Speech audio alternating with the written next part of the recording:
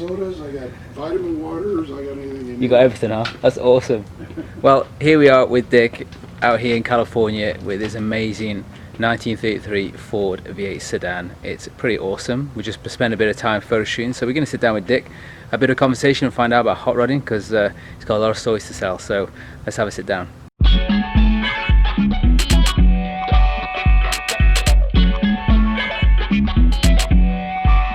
No, nowhere to hide with compromise. But I don't give a damn who sees true lust like this, it's hard to find. And who am I to block a blessing? Not trying to get out finessing. No, you can't move like this when you're not connected. Didn't put nobody on, so we don't respect it. You are who they are, yo, it's called reflection. Perspective, humans don't rest, yes.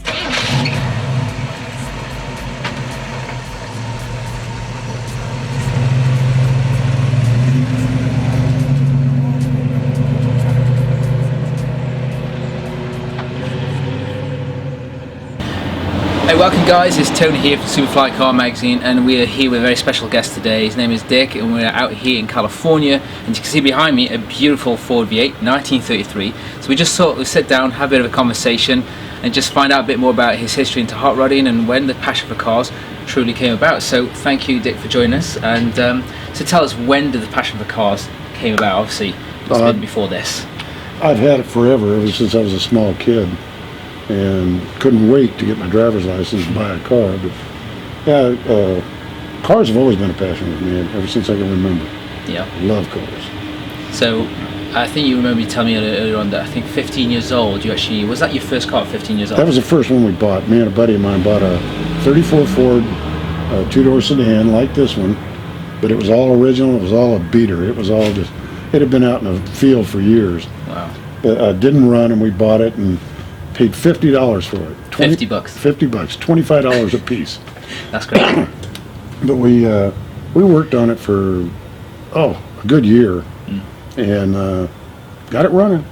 Amazing. It still looked like, you know, like it'd been out in the field for years, but it ran. We drove it. And so obviously from then on, I guess you were hooked with the hot rod scene. How did you get into meet different people? Did you go out cruising? How did that sort of transcend? Most of the guys I ran around with were into it anyway, but we all bought cars, of course, when we were 15, 16 years old. And the first car I could actually drive on my own was a 51 Ford I bought. Okay. And back then we didn't lower them so much. We'd drop them in the rear end a little bit. Yeah. And but we did a lot of cruising. I was raised out in San Bernardino, and we used to cruise E Street and Highland Avenue all the time. Wow. Go to the drive-ins, you know, and sit around and drink cherry cokes and talk about our cars. How cool is that? And so today you have this beautiful ride, and how long have you owned it for? This one I've had for 18 years. 18 years. Yeah. And where did you find it? I found it at a swap meet down in Orange County. Really? A buddy of mine took me down. I had just sold I had a 29 Roadster pickup, and I had just sold it, and I was looking for another car, but I thought this would be way out of my range. But okay. It was kind of an under construction, but the paint was on it. Everything else in the car from bumper to bumper I've changed over the years. You know, I put independent front suspension under it. It's all stainless steel tubular independent, which originally had a solid axle. All the bumpers are chrome now. They used to be black. Like I say, I've changed just about everything on the car. Wow. And I can show you a picture of the car when I got it. Sure. And what it looks like now. Yeah, no, if you want to grab that, absolutely. So as you can see, there's a lot of history going on here with this car. Obviously, 18 years, you know, most of us don't even own cars that long. So I'm curious to see what Dick's going to show us in terms of how it used to look. Because we've seen some old beaters in the past and people would like transform into something incredible. So let's have a look at this. Yeah, so that's what it was when I found it. So that's how you found it. So as you can see, this is how it used to look before. You can obviously see how it looks now. So it's still a kind of almost the original red, but obviously a lot better now. So tell us, so you got it like this, and then what was the owner like? Did you, obviously I'm assuming you spoke to the owner at the swap meet about the car? Yeah, he was just a nice guy. He had this when it was under construction. He just trying to find a buyer for it because he had too many cars. Oh, really? So that's why you wanted to sell it? So yeah, so I made a deal with him and picked it up. Got a pretty good price on it. So brought it home. Almost cost me a divorce, but Cars, I think, always get in the way sometimes, but I think they're the best thing that can happen. So. And this is the way the engine looked when I first got it. Okay. Let's have a look. It was all, yeah, it was all the old pressed sheet metal or steel. There you go, guys. That's how it used to look when you obviously bought it. And was it running at the time? Oh yeah, it ran. It was. Yeah. Okay. And this is what it looks like now. Oh yeah. Okay. Let's see if I can give you that back. Show the difference. So, as you can see, on this side here is how it used to be when Dick bought the car, and then obviously how it looks now. So, tell us a little bit about the work you've done to the engine then. Oh, it's I left it pretty much stock because it's such a good running motor. It's got a 350 Chevy in it. Nice. It's a 75 high performance, 4-bolt mains. I put roller rockers in it, high-rise tunnel ram, and a 600 CFM Holly on it. And I changed the ignition. I put yeah. I did too. Pretty much a lot of different things just to re-enhance it, and that's really. And so what kind of power is it pushing now? It's right at 350 horse. 350. Wow. Do you drive it often? Yeah, I drive it. I don't drive it as much right now as I should. I got to get it out a little bit more, but there we go. yeah, I drive it quite a bit. I would drive this thing to New York and back. I mean, That's awesome. Yeah, well, I guess the work you've done is pretty much everything in the car, mechanically especially, is just 100%. I mean, everything runs perfect. Everything's working right. It's much more comfortable since I put the suspension under it. I can imagine. With the rows around here, they're crazy. And it's got leg room like you wouldn't believe. It looks incredible inside. Just from the outside, I can see how much room this is. It's amazing. It's good. I got 2 boys that are 6'5". It comfortably holds them. They can sit there. They can't even touch the back of those front seats. Wow, And the seats are back. that's incredible. But that's what. See, there's no trunk. So it looks like it's a hot rod, but it's got the comfort to match in the room as well, which is amazing. It's got a lot of comforts. It's got cruise control, power windows, air conditioning.